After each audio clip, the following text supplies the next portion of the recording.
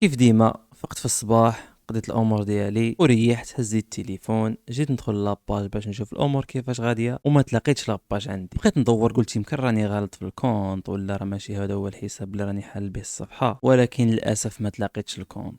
وطلع معايا الصهد. قلت هذا ما غادي يكون غير شي غلط، غادي نمشي للبيسي ونشوف. داكشي اللي درت، مشيت للبيسي، قلت لجوجل، قلت الكونت اللي حل به لاباج، ولكن ما تلاقيتهاش. بقيت نقلب باش نعرف كيفاش مشات لي، واش شي واحد سرقها لي، الله اعلم. قلت غادي نسيي ونشوف شي محاوله باش نردها. بقيت نجرب في المحاولات، جربت تقريبا كاع المحاولات، ولكن للاسف لاباج مشات لي. ويليه، لاباج اللي خدمت عليها سنوات وشحال وانا كنحاول ونطيح ونوض، تالي في رمشت عين مشات. جاتني فكره انني نوض نراسل صناع المحتوى لحضر ينفعوني بشي حاجه، ولكن حتى واحد ما جاوبني. راسلت ليكيب ديال امين راغب، جاوبوني وقالوا لي تقدر ترجع لاباج، ولكن في حاله واحده الا تسرقت، وهذه في حاله الا قدروا يرجعوها. وحد الان مانيش عارف واش لاباج تسرقت لي ولا الفيسبوك بداتها حيدتها لي بسبب ارشادات المنتدى. لحقاش انايا كنت نحط ليانات في الفيديو ما كنتش عارف باللي الفيسبوك كتمنعهم، وشكيت قلت يقدر يكون شي واحد اخترق لي التليفون. لحقاش ديجا هذه واحد السيمانه واحد الشخص اخترق لي التليفون، والدليل انستغرام. غادي نقول لكم كيفاش صرات لي باش نتوما ما تطيحوش في هذا الغلط اللي درتو انايا. دركي انايا غالبا كنخدم واحد التطبيقات ديال المونتاج اللي كيكونوا كراك. كيفاش كراك؟ يعني ماشي رسميه، مصطلح اخر يعني مهكره، وخصوصا هذا البرنامج ديال المونتاج اللي هو ادوب بريمير. قلت في عوض ما غادي نبقى نخلص من ديك حوالي 300 درهم في الشهر على هذا اللوجيسيال، علاش ما نمشيش لليوتيوب ونقلب على ادوب بريمير برو اللي تكون كراك. سامعوا معايا مليح. المهم قلبت ولقيت واحد الفيديو فيه ادوب بريمير 2025 كراك، والليان ديال داك السيت باش غادي نتيليشارجي هاد لابليكاسيون ولا هاد اللوجيسيال كيكون في الوصف. وسبحان الله انا خاطري ما هنانيش، بغيت ندخل نتيليشارجيها بحال تكاكيت، خفت ليه يخترقوني ولا شي حاجه. المهم زعمت ودخلت لذاك الليان. المهم كلشي كان غادي على ما يرام. تيليشارجيت ديك لابليكاسيون في التليفون، هزيت ديك لابليكاسيون حطيتها في بيسي، جيت نانستاليها بيسي ما بغاش يانستاليها. طلع لي ميساج باللي هاد اللوجيسيال ما غاديش نقدر نانستاليه لك لحقاش فيه واحد الفيروس ويقدر يخترق لك شي واحد البيسي. المهم تنويت وانا نمسح داك الشيء.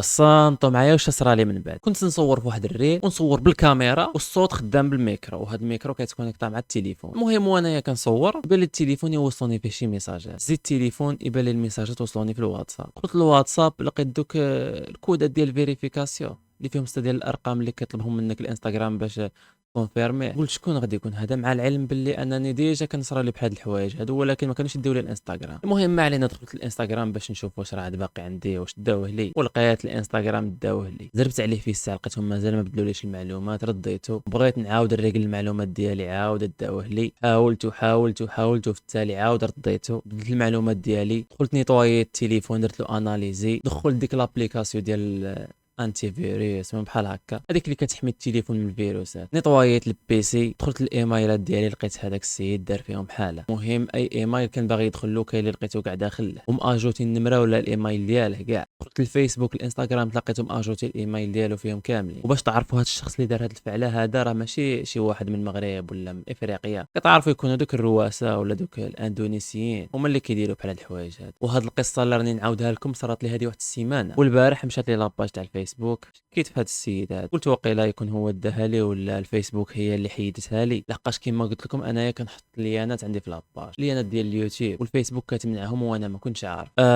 قدر الله ما شاء فعل. ما كتابش، ضروري الانسان مره يتعكل. حتى واحد ما لقاها كيبغاها. حد الان راني نحاول باش نردها، سيت كاع المحاولات وراني عاد نسيي. راسلت واحد الفئه ديال صناع المحتوى لحدا يعاونوني ولكن اغلبيه واحد ما جاوب. شفت مع امين راغب، شفت مع ليكيب ديالو، قالوا لي لاباج تقدر تولي في حاله وحده الا تسرقت، يعني الا كان المشكل من الفيسبوك بحد ذاتها راه ما يقدروا يعاونون، والا قدروا يرجعوها غادي خصني نخلص عليها 15000 درهم اللي هي 1,500,000. درك المشكله على الاقل بغيت نعرف غير واش لاباج تسرقت ولا الفيسبوك هي اللي حيدتها. المهم نتمنى انه حتى شي واحد ما يطيح في هذا الغلط، ما تدوروش بالكراك شي حاجه غير رسميه، ما تدوروش بها نهائيا. شي ليان جاك فيه الشك ما تدخلهش. وبالنسبه للباج واش غادي ندير شي وحده اخرى ولا غادي نستنى هذيك تولي؟ المهم انايا حاليا مانيش نفكر ندير شي وحده اخرى، غادي نستنى واحد المده بلا ما رجعت. الا ما رجعتش غادي ندير لكم واحد ستوري في الانستغرام، غادي نحط لكم اللين ديال لاباج جديده، وحاليا غادي نكمل هنايا في اليوتيوب.